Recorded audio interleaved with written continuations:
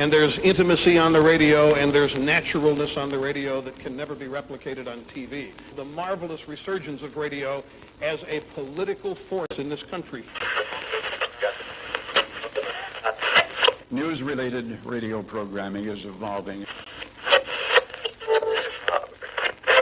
There's a huge hole in our dialogue that can be filled by the synthesis of traditional radio and the freedom that comes from a live podcast.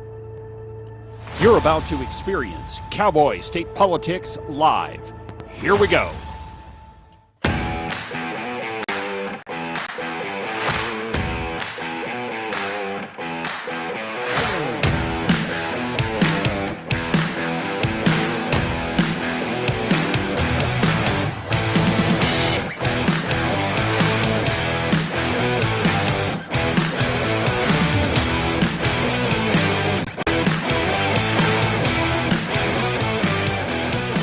Good morning, my friends, and welcome to another fantastic installment of Cowboy State Politics. From very high above all the puerile and insipid forms of Wyoming mainstream media, this is Cowboy State Politics.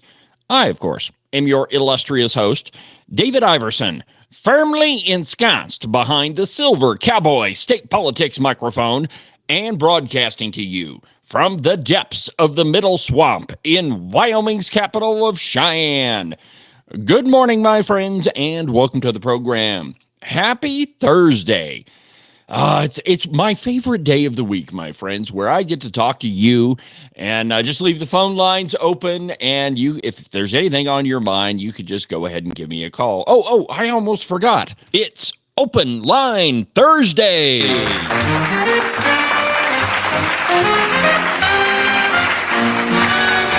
That's right, my friends. Open Line Thursday on Cowboy State Politics Live. This is the day of the week where we talk about whatever you want to talk about.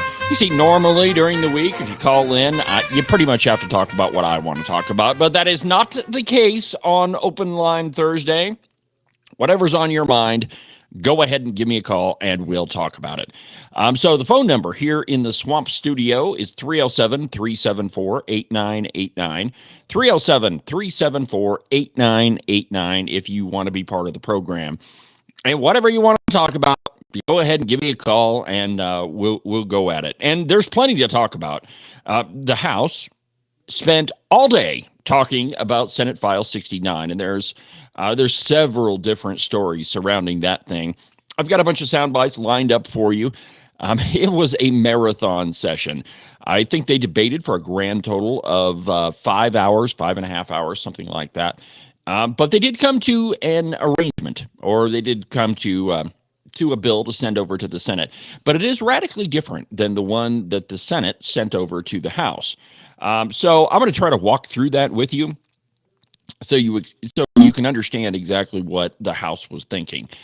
Because it's pretty, in a lot of ways, it's very different than the rudimentary bill that was sent over from the Senate. And I'm still working on a big story surrounding that, by the way.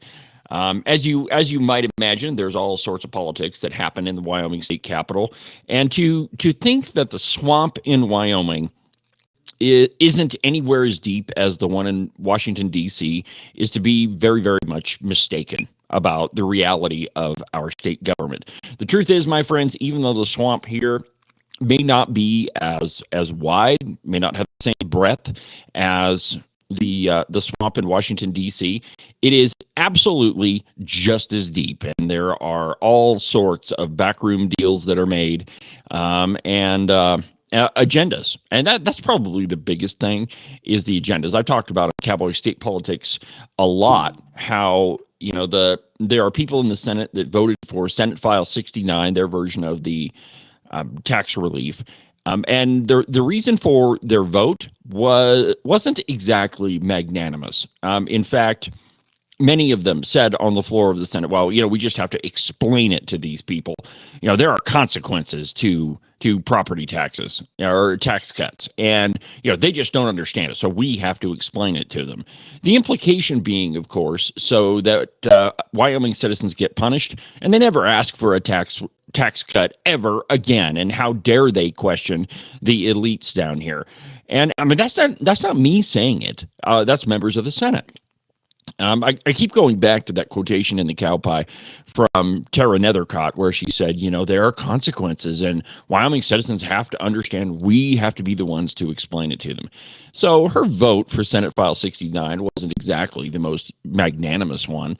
But anyway, they sent a bill over that was a flat 50% tax cut across the board, no regard to county governments whatsoever, under the guise that the governor would veto anything else. And so the House, as you might expect, is full of a bunch of conservatives, and conservatives really don't like being pressured in any way. And so the House conservatives bowed up and they sent the bill back to the Senate in the form that it should have been in the very beginning. And, like I've told you over and over on the program, there are 8 Wyoming counties that don't raise enough money in property taxes to pay for the essential functions of government. And so, what are you going to do with those 8 counties? You can't really cut their residential property taxes by 50% and expect nothing's going to happen. Other counties in a very different situation. The county I live in, I think with the House bill, and I'm going to walk through this thing in just a second and tell you exactly how the thing would work. But in my county, it really wouldn't result in that big of a hit to county revenues. Now, I'm sure if you talk to our city administrator, old Stu, or Nick Siddle, or Lonnie Wright on the Sheridan County Commission, who, by the way, voted for a big-time Democrat liberal to lead the Wyoming County Commissioners Association. But anyway, I bet if you talk to those folks, they'll claim that the sky is falling, that they're going to have to fire policemen, and that we won't have a fire department. None of which is true. All of those are nothing more than fear-mongering scare tactics. And I don't know if I described this to you, but last week, when the House was discussing Senate File 69, the Cheyenne Fire Department parked their fire trucks around the whole Capitol and tried to fill the gallery with uniformed firemen. And I mean, all of it was an attempt to, to pressure members of the House of Representatives to vote one way or another. And I mean, it really was kind of a sickening display, because instead of actually working, a whole bunch of people on the Cheyenne Fire Department were in the House gallery pretty much the entire week. Last night, didn't see anybody from the fire department in the gallery. Maybe they figured it was just going to be, the same old song and dance. But anyway, ridiculous scare tactics, and it happens across the breadth of Wyoming government. So you shouldn't be surprised in any of that. So on today's program, we're going to begin with the marathon debate last night in the House of Representatives. From the cow pie, in an article entitled, "After Marathon Debate, Wyoming House Passes 50% Property Tax Cut," by none other than Trotsky Wolfson. And I quote, "A 50% property tax cut is back on the table for homeowners in Wyoming. The House passed Senate File 69 on a 42-19 vote Wednesday night, but not before considering 21 separate amendments on the bill and engaging more than 5 hours of debate. The first 9 amendments were rejected before an amendment bringing back the original 50% cut was passed. The Wyoming Freedom Caucus, which has a majority in the chamber, got its way on every amendment its members proposed. This was in contrast to last Thursday, when its members split on the bill." Now, right here, my friends, we need to have a little bit of a history lesson. Everybody in the media is piling on the Freedom Caucus, saying, well, they're getting their way on every vote. They're just not allowing the other side to participate in the debate. That's not true at all.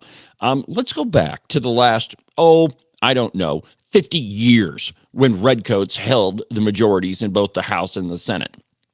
There was a time when if you were a conservative and you offered a bill or an amendment, it got killed outright, and there was really no hope of it ever passing. This is the first year since I've been doing Cowboy state politics that conservatives have even been close to being in charge. They are in charge in the House of Representatives right now. Now, in the Senate, that's a totally different story. We've talked about that on the program, but it's, really, it's not the conservatives that are in charge over there. But in the House, yep, definitely. And, when whichever side is in charge of a chamber, well, I mean, their members are pretty much going to get their way. And to assert that the members of the other side, the redcoats, haven't got their way in the last 50 years is just absolutely ridiculous and doesn't make any sense. So let's begin with, let's see here, Steve Harshman. This is the most hypocritical comment I've ever heard him made, which is saying a lot coming from Redcoat former Speaker of the House, Steve Harshman. Listen to this. And the whole idea is about group genius. 62 idea machines, independently, duly elected. But now we have meetings in secret and decide what the bill is going to be. Just like you've done for the last 20 years. Exactly. For Steve Harshman to claim that he has done anything different than meet in a back room and decide what the bill is going to be is just absolute hypocrisy. And there was a lot of that on display last night. There's Cody Wiley. This is a great one, too. Listen to the angry leprechaun. Thank you, Mr. Speaker. I'm a little confused. We're talking about the ballot initiative. It's not unusual for him. And it's gonna be on the ballot. The people are gonna decide. And now we're saying, okay, if you decide against it, we're still gonna force feed this down your throat. Here you go. Maybe it's not the people's initiative if they don't decide for it. What are we doing? Yeah, well, what are you doing, Cody Wiley, the angry leprechaun? I mean, just absolutely ridiculous to argue that, well, maybe people don't want a tax cut. Well, right now, my friends, there's nothing preventing you from cutting a check and sending it to the government in the form of a donation. The only difference is liberals want to be able to take it from you because they know that their constituents, the liberals, really aren't all that generous, and they don't want to give their money to the government either. They want to be able to take your money and give it to the government so that they can spend it. So anyway, let's talk about the bill. It went through a lot of changes over the last couple of weeks. And if you remember, I believe it was last Saturday on Weekend Update, I played for you a speech from Campbell County Representative Ken Clouston, and I was absolutely intrigued by this thing. I still am. But his amendment would make the tax cut dependent upon the increase in your taxes. So that however much your taxes went up from 2019 till now, you would get a 50% cut on that. It wasn't like across the board or anything. It was individualized. Now, I mean, there were some constitutional problems with that. They talked about it on the floor of the House last night, that the Department of Revenue said that they couldn't implement that in the first year, but they could in the second.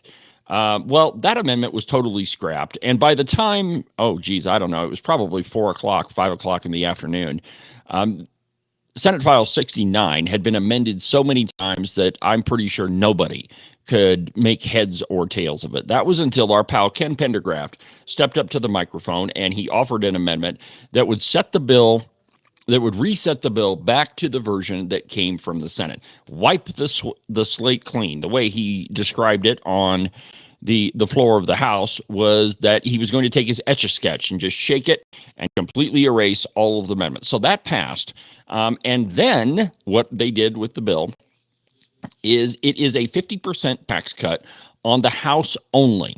So it doesn't include the land surrounding your house on your property. It's just your home, which is the vast majority of where the taxes come from anyway.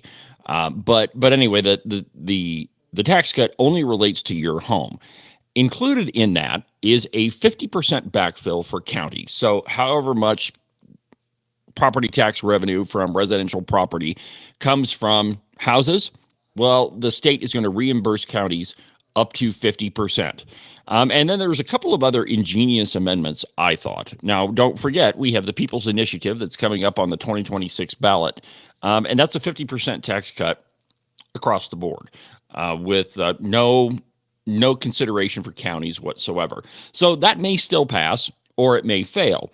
So Representative Jamie Lean offered an amendment to, and basically it says if the initiative passes, well, then this bill is going to sunset. That we won't need it anymore because the People's Initiative has passed. Now, if it doesn't pass and voters don't vote for it, then Senate File 69, the version that came out of the House, would continue in perpetuity with a 25% backfill for counties. And here's the way budget cuts work. It could possibly hurt in the first year. So, let's say that you have to cut your spending by 10%. Well, once you do that, you don't have to really worry about cutting it another 10% the next year. And so this 25% backfill that's in the bill right now, After a couple of years, or probably after 1 year, it's not going to be needed anymore because budgets are already going to be cut. So if the People's Initiative passes, well, then Senate File 69 would sunset because we wouldn't need it anymore. Now, if it doesn't pass, then Senate File 69 will continue in perpetuity without a sunset date. I thought that was an ingenious amendment. And so what does this look like in real terms? Well, I've been telling you about the county where I live in, Sheridan County. They get 32% of their revenue from residential property taxes. So a 50% cut, that knocks it down to 16%. And then a 50% reimbursement from the state. That means that Sheridan County would experience an 8% cut. There isn't a budget anywhere that couldn't take at least a 10 or a 15% cut and be absolutely fine, especially when you're paying for stupid things like $3 million flower pots. Now, other counties, like Niobrara County, 50% reduction in their property taxes would equal about $70,000. So not really that big of a deal at all. And then you reimburse 50%.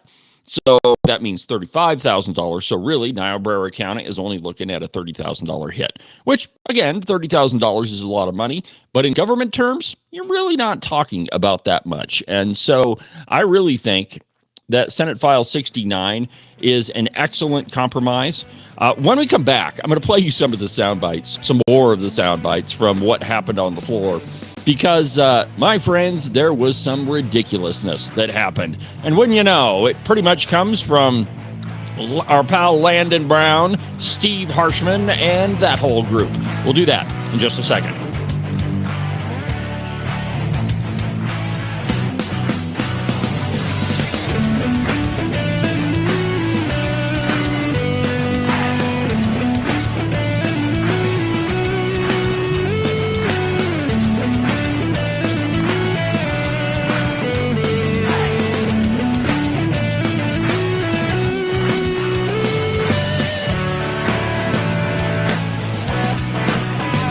Christmas is over, and all of the fun holiday cheer has been had. And what are we all left with?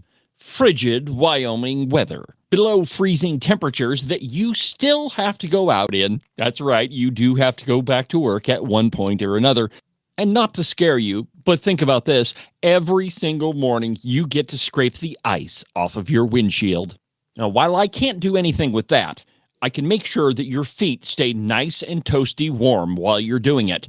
All you have to do is order a pair of socks from the Buffalo Wool Company. They are the finest socks that I've ever put on my feet. And to get you a pair of them, go to the website, thebuffalowoolco.com. Trust me, you're not going to be disappointed.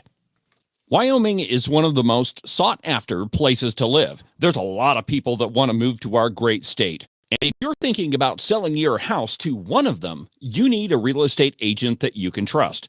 That agent is Rebecca Bextel at Compass Real Estate.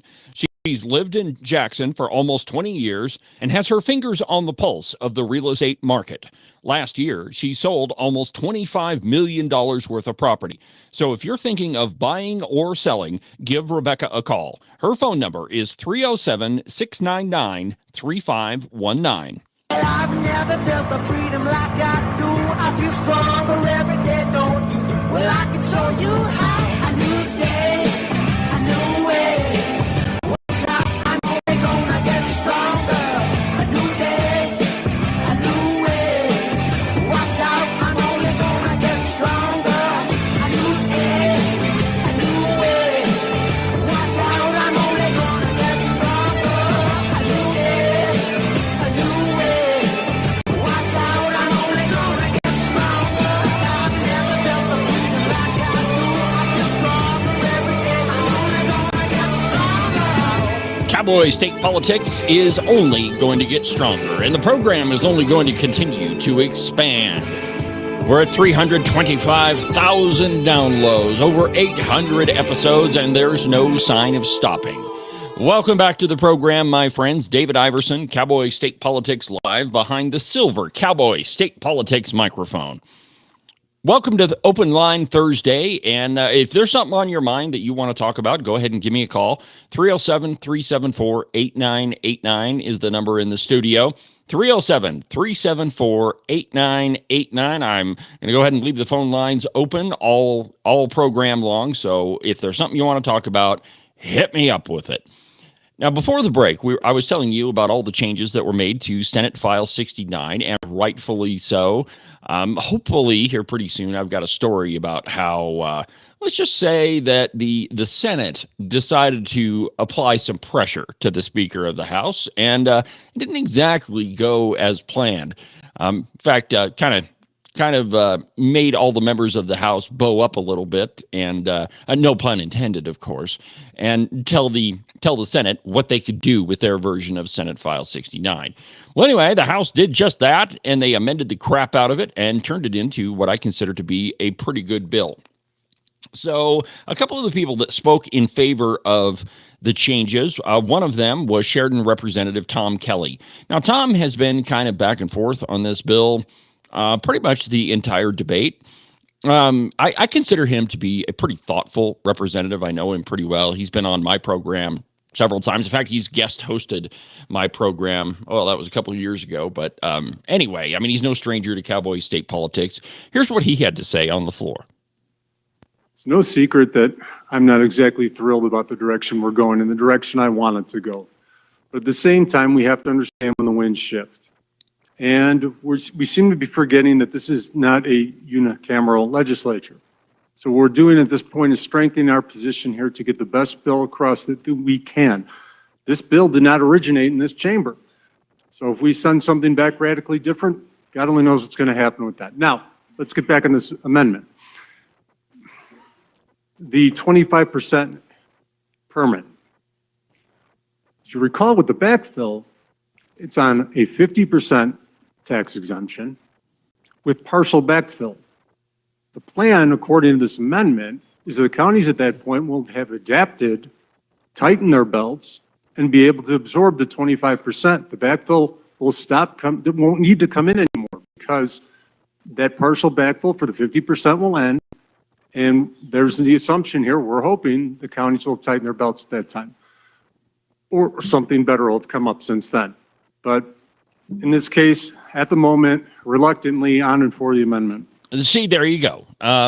Even when you can convince Tom Kelly, who's got a bit of a libertarian streak in him, to vote for the bill, I mean, you're on to something. And like I keep saying, I think the version of Senate File 69 that came out of the House is a far better product than what was sent over by the Senate. The truth is, the Senate really didn't do that much work on it. It is almost a carbon copy of the bill that the governor vetoed last year. And for anybody over in the Senate to claim that they did a whole bunch of work on Senate File 69, that's just bull crap. It's pretty much the same thing the governor vetoed, and it was just another, bite at the apple. Well, later on in the evening, after all the amendments had passed and everything was pretty much done, leave it to our pal Landon Brown to get up and try to make a mockery of all of it. Here's what he had to say. Listen to this. This is exactly what everybody's been talking about. This gives you the opportunity to vote on real tax relief. True property. Oh, I should probably fill you in that he tried to add an amendment for 100% property tax cut, which of course is ridiculous because you have to have some taxes. Even as conservative as I am, there's no doubt in my mind that at some level you do have to have some taxes. I mean, I like driving on nice smooth roads. And I do like having water and sewer and garbage pickup and police and fire and those things. But the question is, how much should we be taxed? And that's really what the debate is. The debate should be, and what we are talking about. Well, Landon Brown, he had an amendment for 100% property tax cut. Let's continue. Tax relief. This put about $4,000 back in my pocket.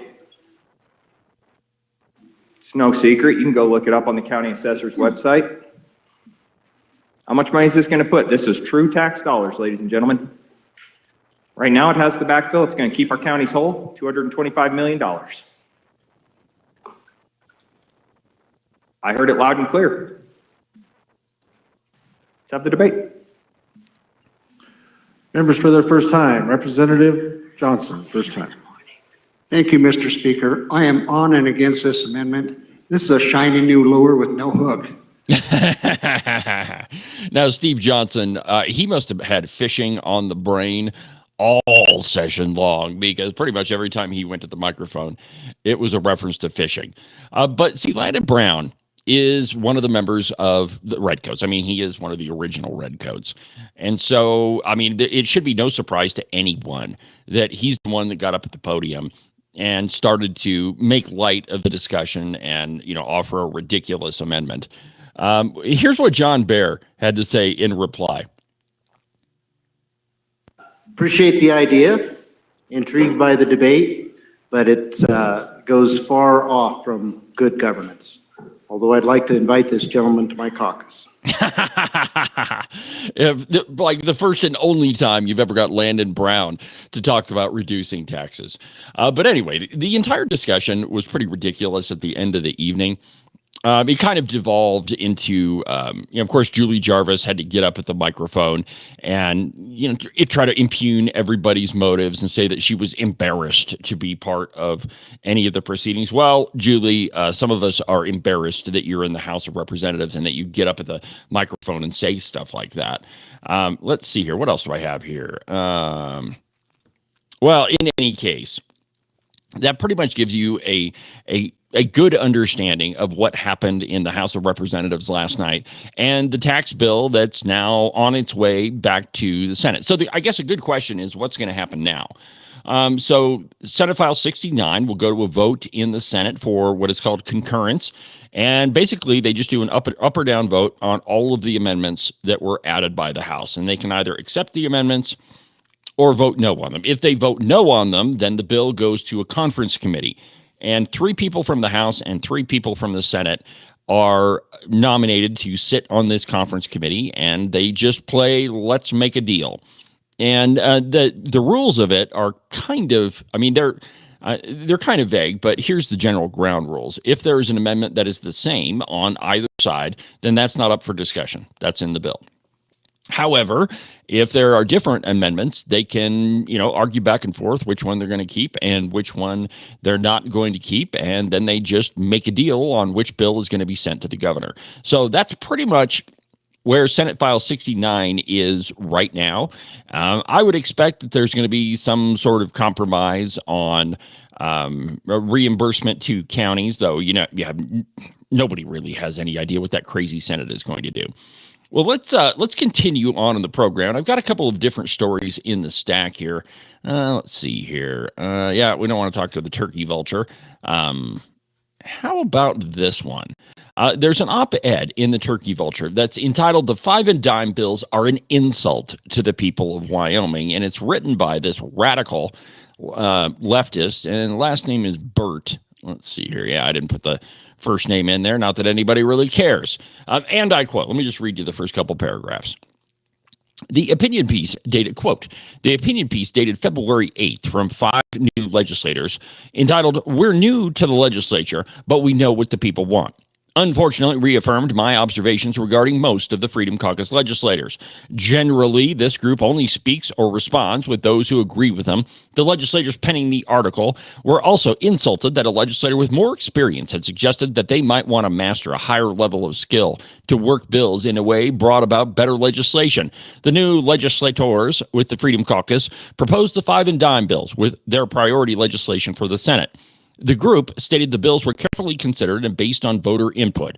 What the bills didn't include was any of the pressing issues, and this is a fascinating list, my friends. Listen to this. Any of the pressing issues facing the citizens of Wyoming in 2025.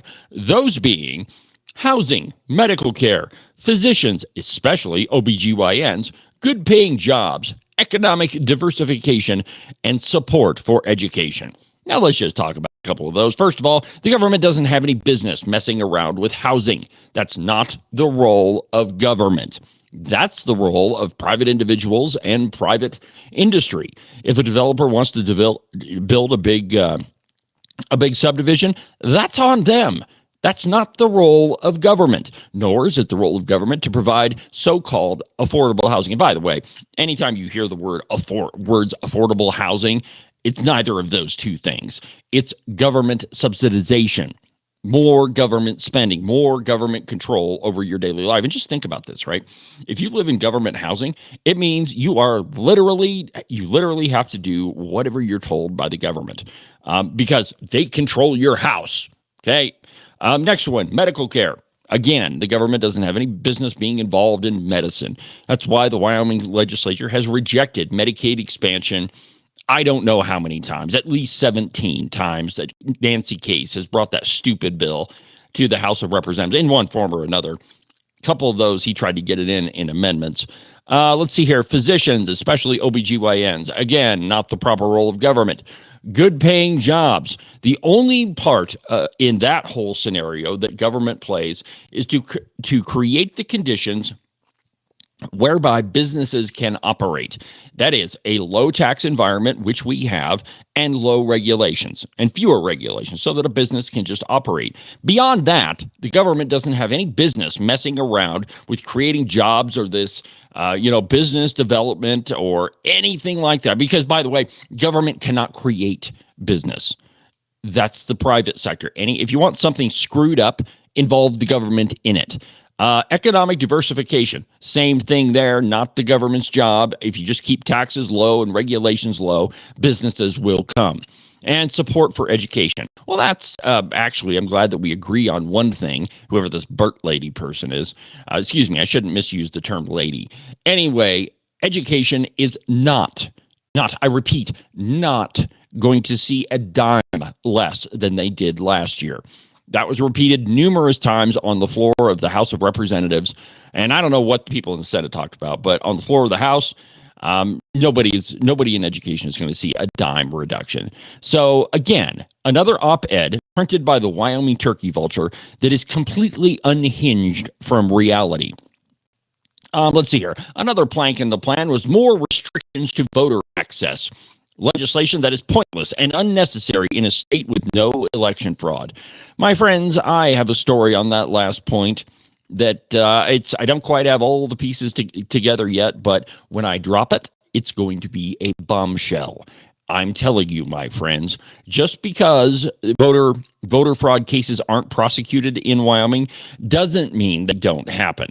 Well, this whole op-ed is just another example of the Wyoming media trying to denigrate all the good work that legislators have done this session, to completely mischaracterize and lie about legislation that's going on. The Turkey Vulture, there's a reason why their distribution is going down. It's because they write a bunch of crap. More in a minute. I need more coffee.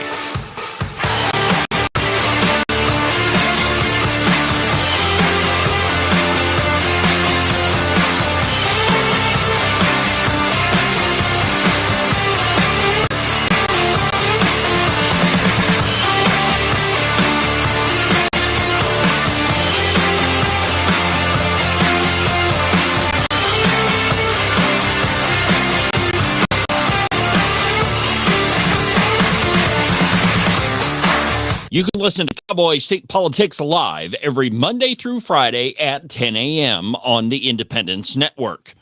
Make sure that you subscribe and follow the Cowboy State Politics podcast. You can do that from the website, cowboystatepolitics.com, or anywhere that you get your podcasts. That way, you'll make sure that you won't miss a single episode of Cowboy State Politics. Concerned about the future of Wyoming, but unsure how to help? Honor Wyoming is giving you the chance to create real, lasting influence. And it's as easy as 1, 2, 3. The Honor Wyoming Bill Tracker is designed to empower Wyoming voters. We're cutting through the noise and equipping you with all the info you need to keep tabs on Wyoming lawmakers, as well as the tools to take action on the issues that matter to you most. Keeping a close eye on key legislation in Cheyenne, we've made it easy to stay informed by providing real-time bill updates and timely take action alerts. Our one-click links make it easy to email key lawmakers at the right time. All you have to do is click and your voice will be heard. Ensuring lawmakers are listening to the people they serve year-round. Protecting the Wyoming way isn't a spectator sport, and voting is only half the story. Get involved today and do your part. With the Honor Wyoming Bill Tracker, it's as easy as 1, 2, 3.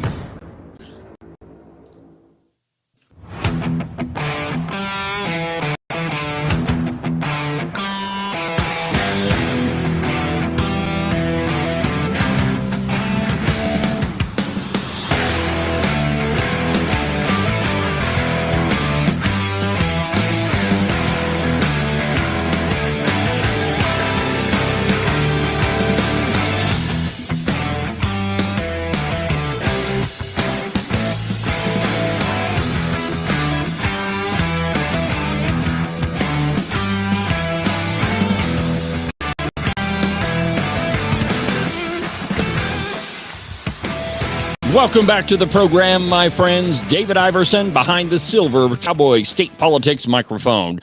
Documented to be almost always right 99% of the time. A record that pretty much nobody can come close to. But that doesn't mean that I don't make mistakes. You know, when I'm wrong about something, I lead with it. That's the first thing you'll hear come out of my mouth. And I tell you what that builds is credibility. When the mainstream media is wrong about something, they just kind of go in and edit it in the middle of the night, and you'll never know the difference. That's why the media doesn't have any trust from the people, because everybody knows that nobody is right all the time. They do make mistakes, and when you do, you should admit it. But the cow pie, the turkey vulture, the Pravda on the Platte, they never do that. There is a scary situation happening south of Wyoming's border, and it's just another reason why we ought to build our own border fence down about 20 miles south of Cheyenne. Well, actually, we should probably do it, right along the border. But Colorado is poised to ban semi-automatic firearms. Can you believe that? When I went to college back in the early 2000s at Regis University in Denver, Colorado was a pretty conservative place. In many ways, it they got more people than Wyoming, but their politics were pretty well close to that of Wyoming. Not so much anymore. The Democrats have driven that state into the crapper, and now they're just taking one more step.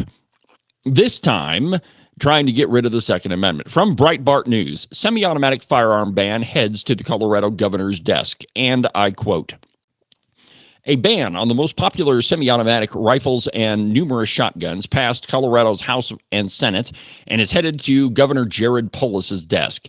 The Colorado Sun noted that the bill passed the Senate earlier this week on a 19-15 vote. The 19 votes supporting the ban were all cast by Democrats.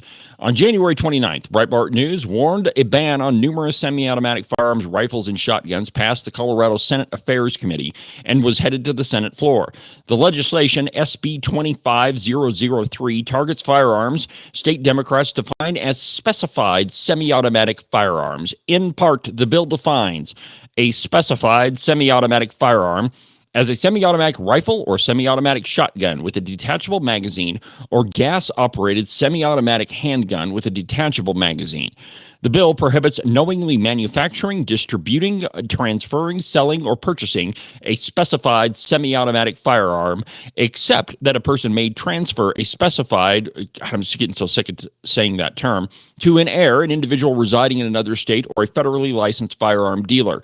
Denver 7 noted that the bill passed out of committee on a 3-2 vote. In addition to banning numerous shotguns and the most popular rifle in America, the AR-15, Denver 7 observed the ban would also prohibit gas-operated semi-automatic handguns that have a detachable magazine, which is pretty much all of them. So the people down south of our border really don't give a crap about the Second Amendment. And my friends, it's a scary situation. We're going to have to build our own border wall. Let's go ahead and talk to Jim on the program. Jim, how you doing this morning, my friend? Hey, good morning, David. How are you? I'm doing well. How you staying warm on this Thursday? Yeah, it's a little chilly, but no, I'm doing well. So, listening to some of that House debate keeps me warm. So, man. So, what's on your mind this morning, Jim? Well, David, I think it's going to be interesting, and I'm sure you've probably mentioned this, but I think it's going to be fascinating. When this property tax cut hopefully passes, to see kind of how some of the local folks are going to have to kind of respond to this. I had.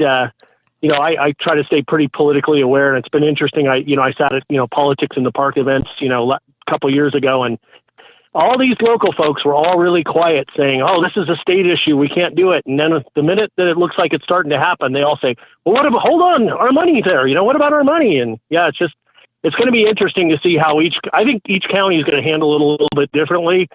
I'm afraid, of course, our county will likely find ways to add new taxes to cover that, to cover some of these things, because we just unfortunately vote for some of this stuff. Yeah, I wish we wouldn't, but we do. No, I think you're exactly right, that it's going to be fascinating to watch counties respond to this.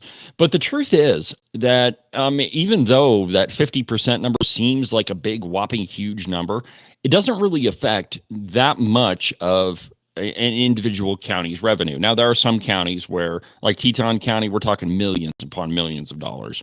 Right. But I think they'll be okay. Oh, yeah, absolutely. I mean, there isn't a budget anywhere that couldn't take a 10 or 15 or in some cases 20% cut. Absolutely. Yeah. Unfortunately, I think what they'll do first, of course, is, like the federal government does, they'll do something that's real obvious, like they'll cut the park hours or say we can't let you, make your camping reservation to Yosemite or something, because they always try to make, it won't be the flower pot or something that goes first. Exactly. Now, one of the things I tried to get a lot of legislators to mention on the floor is like all of these, scaremongering, fear-mongering tactics are no different than Obama closing the World War II memorial right before a veterans event. I mean, all of that is just for show. And I don't know if you were listening earlier on the program, but last week, the Cheyenne Fire Department had fire trucks parked all the way around the Capitol. Absolutely ridiculous. I mean, Cheyenne's not going to fire their firemen or their policemen. Yeah. It's just, it's government bureaucrats being scared that they're not going to have as much money to spend as they did before. And that's all it is. Right. Hey, one other thing, David, I wanted to ask you about. Certainly disappointed to see where Julie Jarvis has shown up. I didn't realize she was a Democrat. I thought she had run in the Republican primary, but I must have been mistaken. Yeah, well. Yeah, go ahead. No, go. I was just going to say, I thought she had run in the Republican primary, but it'll be interesting to see her have to go back and defend some of those votes. Well, and she is a perfect example of a lot of Republicans in the Wyoming legislature. Now, we've kind of thinned them out in the House a little bit. The Senate, not so much, right. But, you're still in a lot of places, even in like Casper or Cheyenne. It's really hard, really hard to get elected if you're a Democrat. And I think and I haven't really I have paid close attention to how she's voting, but I haven't done the numbers. I think when it comes down to it and we actually put pen to paper, you're going to find out that she voted with the Democrats. I don't know, 85% of the time, probably. Yeah, I think you're right. It'll be interesting to see. I think we got to find the right representative for that district again. And we had the right one, and it's just. David, David, I would. You know what? She votes right. I will tell you that, but I think she needed to invest a little more in the neighborhood, and that was, I think, where she went wrong. So it could be. It could be. But and it's she was absolutely a great voter. I will tell you that. I agree with everything that she voted with, but I do think there was needed to be a little more investment. Well, in the neighborhood. So. I've said a lot of times that I know a lot of people that moved to Wyoming from other places, California, back east. Representative Tom Kelly, he moved from Illinois. It's fascinating to see that the vast majority of people have pretty much, they may as well have lived in Wyoming their entire life. It's just they hadn't moved here yet. Agreed. Because their thinking is right along, right in line. But, there are like my own home county of Johnson County. I grew up there, and I'm pretty sure that if you haven't lived in Johnson County for 80 years, you're just not a resident. And we do have that silly, and that's another point too. Yeah. Is that, but go ahead. Oh, I was just going to say, though, I think, though, David, one of the things that, and this is obvious to you, but, you have to know as a conservative, the media is going to go so hard against you, and they absolutely went hard against Jeanette. That's why you've got to spend all this time just knocking on doors. And I'll give you a perfect example. You look at Tony Locke, and the guy never stopped walking in the neighborhoods because he had to counter everything said about him. And when you talk to him, he'll say, "Oh yeah, I can't tell you how many people I knocked on their door and said, 'You're an extremist. I hear you're an extremist.'" He says, "I'm for small government, low taxation, and more freedom." And people would say, "Well, that's what we're for." And he says, "So am I." Yeah, big shocker.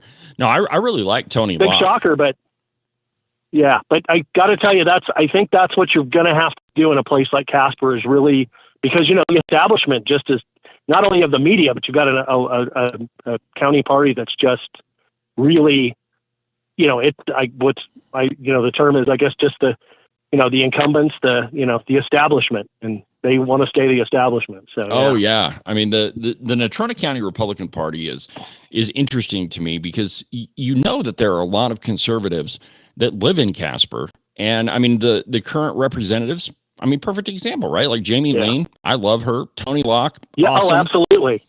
Absolutely. So it's, at the county party level, we've just got to get more people involved in the party to go out and campaign for precinct seats.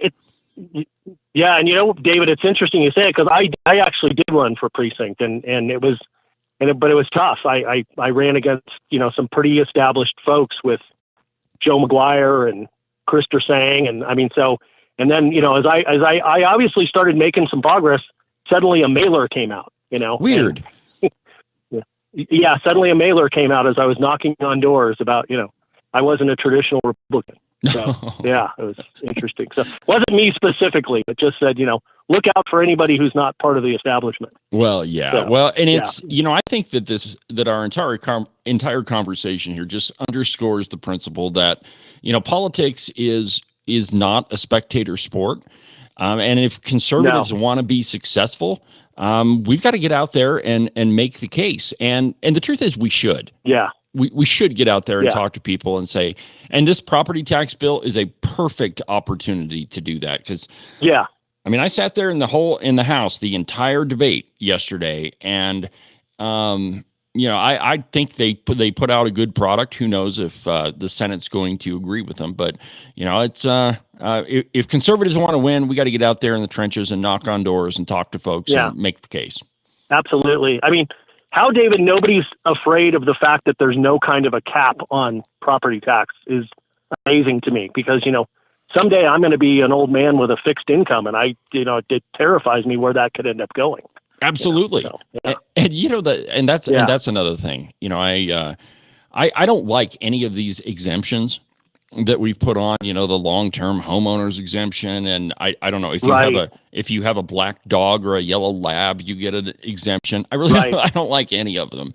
And so, the solution that I'm looking for is a permanent solution to fix this property tax problem, and so that we're not paying for unrealized capital gains. And if conservatives are smart, they'll hit the ground running right after this bill passes and just start making the case to everybody. Yeah, agreed. Well, Jim, well, thanks for your time, David. I appreciate it. Yeah, man. Great Thanks for the call, and you have a good rest of your week. And we'll talk to you again, I'm sure. Sounds good. Thanks, David. We'll see you. Thanks. Bye-bye. Phone lines are still open. If you want to be part of the program, the phone number in the Swamp Studio is 307-374-8989, 307-374-8989. It's Open Line Thursday on Cowboy State Politics Live. Jim is absolutely correct that if conservatives want to win, we got to get out there and make the case. And we absolutely should. It's time for these to start educating Wyoming citizens, and we got to meet them where they're at. We'll have more in a minute.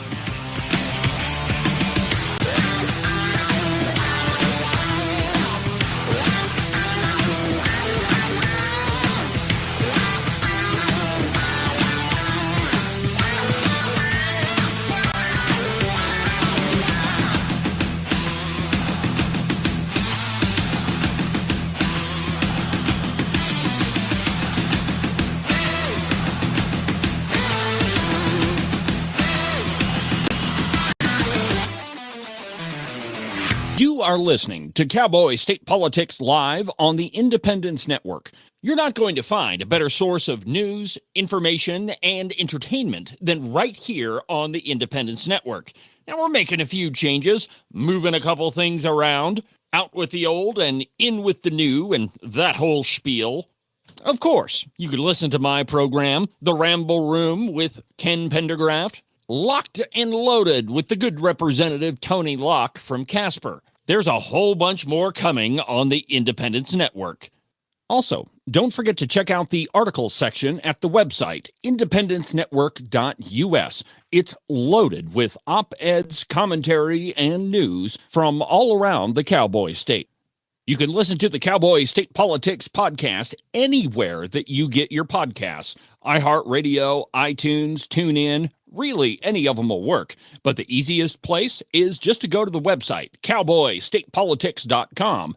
There you can find all of the shows, as well as any of the articles that I might bring up during the course of a program. That way, if your name is Joe Biden and you can't remember if you had your pudding today, well, I probably can't help you with that, but I can definitely tell you why you should have never ran for president.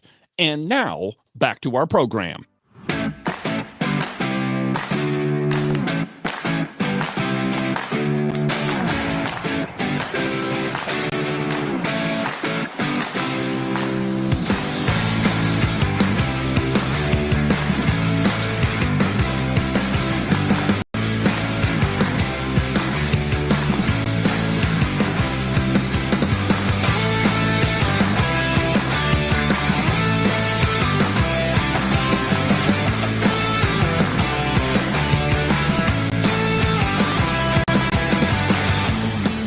Welcome back to Cowboy State Politics Live, Open Line Thursday. If you want to be part of the program, the phone number is 307-374-8989. 307-374-8989 is the phone right here in the studio.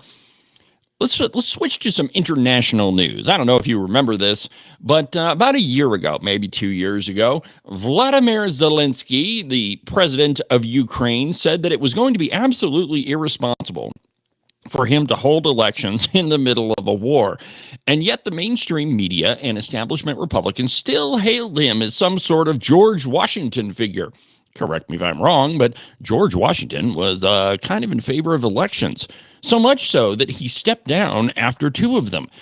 But the mainstream media, and this is a piece from Breitbart entitled, "Media Concerns Zelensky Could Lose If He Holds Elections." And everybody's shocked that Trump is calling him a dictator. Well, see, dictators, generally speaking, don't hold elections. And if they do, if their name is Vladimir Putin, they rig the whole thing. Well, the media is a little bit worried that if there's an election in Ukraine, Zelensky won't win. And I quote, some national news outlets worry, without irony, that President Vladimir Zelensky could be voted out of office if Ukraine holds elections. What?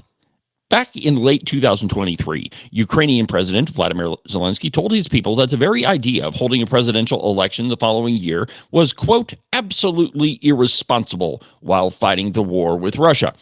Correct me if I'm wrong, but we held an election right in the middle of the Civil War, the deadliest war in America's history, and yet we still held an election. Anyway, pay no attention to that.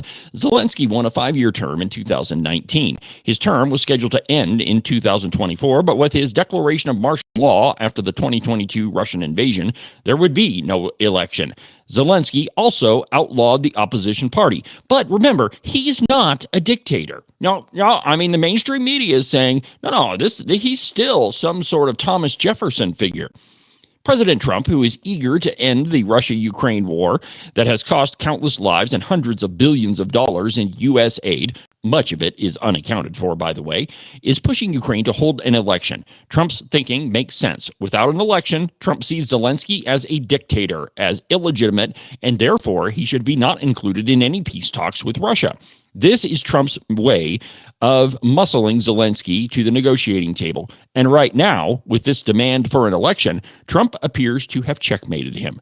To be clear, few things would make me happier and me too, than Russia to have its butt kicked out of Ukraine. There's no question Russia is the evildoer here.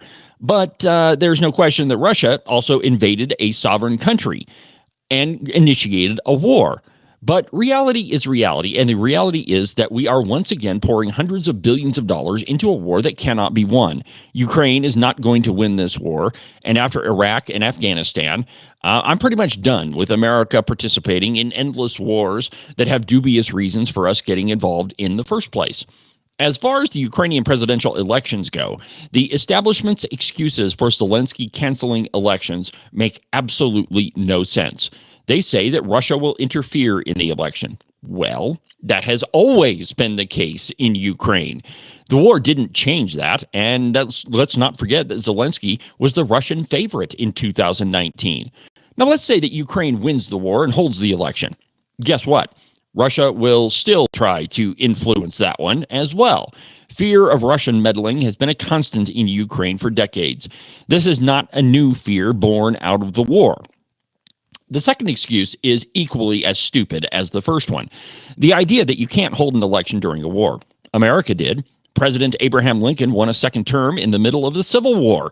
Americans were at war with one another when we held a national election some 175 years ago. So don't tell me that with all the technology available in the 21st century, Ukraine can't figure this out.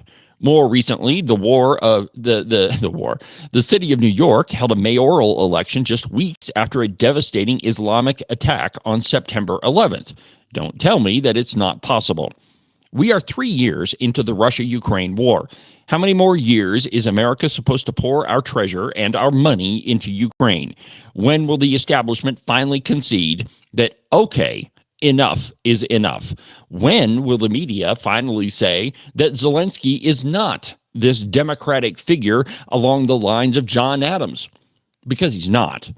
It's the media who they absolutely have to continue the narrative that they've been peddling for, all 3 years of the Russia-Ukraine war. They're so invested in their support of, our hundreds of billions of dollars going overseas for reasons that none of us can really figure out. That's one of the things that Doge is exposing, that we're sending gobs and gobs of endless money to places that many Americans don't even know exist, and we wonder why we're broke. All of that has to end, my friends. We have a debt that, and the interest on our debt is equal to, what we're spending on defense. We're spending more than we're actually bringing in, to the tune of about 120% of our GDP. So we can't continue the spending, nor is it helpful for Ukraine. And this kind of is the same argument with just about any country or town or city or county or state or any of it. You have to exist on your own. Now, this might sound contradictory to the first part of the program when I said, well, the state is going to reimburse counties and towns, but we've created a situation where that's necessary. You can't just cut counties off cold turkey. Well, the thing is that in Ukraine, we can't account for hundreds of billions of dollars. And so it's time to just cut the cord. If Trump can negotiate a peace, then he absolutely should do that, because we just can't continue sending money over there. Well, my friends, we've burned through another busy broadcast hour on Cowboy State Politics Live. The program will return on Monday. But don't forget about Weekend Update on Saturday. We've still got another issue of the podcast to go this week. Don't have any idea what I'm going to talk about, but I'm sure it'll be fascinating. The Senate, either today or tomorrow, is probably going to vote on Senate File 69, and who knows how that's going to go. My guess is they'll vote to go to conference committee, and then let the debate continue. Well, again, my friends, we've burned through another busy broadcast hour on Cowboy State Politics Live. Have a good rest of your week, and we'll talk again on Saturday during Weekend Update. But for now, from the depths of the Middle Swamp in Wyoming's capital of Cheyenne, I'm David Iverson, and this is Cowboy State Politics.